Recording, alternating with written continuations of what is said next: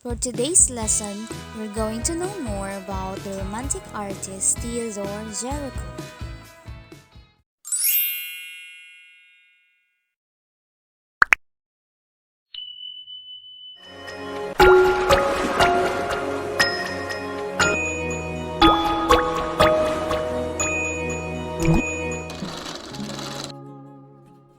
Gericault was the sole son of rich and traditional parents. His father was a lawyer while his mother came from a tobacco-growing family.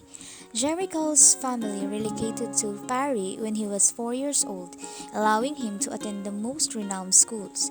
His drawing ability was recognized at the age of 15 and he began to pursue art actively. His mother died in 1808, even before he graduated from secondary school. The death of his grandmother 4 years later resulted in his being left a significant annuity that would allow him to live comfortably and give him the independence to pursue his art without any financial worries. Jericho was fortunate to have trained with Pierre Bouillon and Carl Vernet before joining the École des Beaux-Arts, where he studied under Pierre Narcisse Guérin. To avoid his son being conscripted into the army in 1812, Jericho's father paid for a man to go into military service in his son's stead. This postponement of duty allowed the young artist time to create his painting Charging Chasseur, which brought him both recognition and an award when presented at the Salon of 1812. He attempted to get out of the studio as often as he could to draw horses, a great passion of his. After an intentional brawl with other pupils in which he hurled a pail of water on his teacher's head, he was eventually dismissed from Guérin's studio. In 1814, Gericault joined the 3rd Brigade of the 1st Company of the Royal Musketeers and served for a year. The prestige and romance associated with his position must have appealed to the artist, who was generally recognized as stylish, handsome, and self-aware. Gericault was vying for the prestigious Prix de Rome, which featured a paid study time in Italy. Despite the fact that he did not win the award, he opted to go to Italy on his own.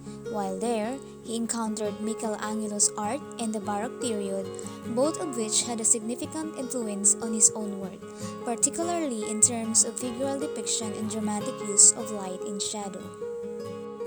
When Gericault returned to Paris in 1817, Romanticism was in full swing, as evidenced by his large-scale landscape paintings illustrating the periods of the day, morning, noon, and evening, all finished in 1818.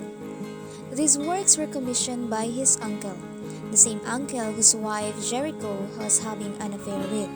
When she bore an illegitimate son in August 1818, his uncle refused the works and they stayed in the artist's studio until his death. The fact that Gericault's fathered a child out of wedlock would be kept a family secret until it was discovered by scholars in 1976. During his short career, Gericault created groups of works focused on particular themes including horses, scenes of military battle and soldiers, Latin American and Spanish revolutionary figures, and finally, Orientalist subjects. These themes fit well within the Romantic approach to art making which so influenced Gericault's contemporaries. As with his fellow romantics, Gericault was attractive to sublime and often horrific subjects. Some have caricatured Gericault as brooding figure who was fascinated by the sight of violence, mental illness, and death. But it is more likely that these subjects provided fertile ground to push the boundaries of his artistic expression. Gericault applied his interest in macabre subjects to a contemporary subject in his most famous work, The Raft of Medusa, providing one of the clearest and the best example of French Romanticism. The work deals with the highly controversial shipwreck of the French ship the Méduse or Medusa. Gericault was so focused on creating this work that it is believed that he shaved his cherished hair, knowing his vanity would prevent him from wanting to abandon his studio to appear in public. Gericault traveled to England for more than a year after the divisive reception of the Wrath of the Medusa at the 1819 Salon. He returned to Paris temporarily in the middle of his journey, stopping in Brussels on the way to see the renowned neoclassical painter Jacques-Louis David, who was living in exile there. While in England, Gericault suffered from a variety of illnesses, including sciatica, pneumonia, and depression. The latter may have included a failed suicide attempt. Gericault experimented widely during his career with the relatively new medium of lithography and became quite skilled as a printmaker.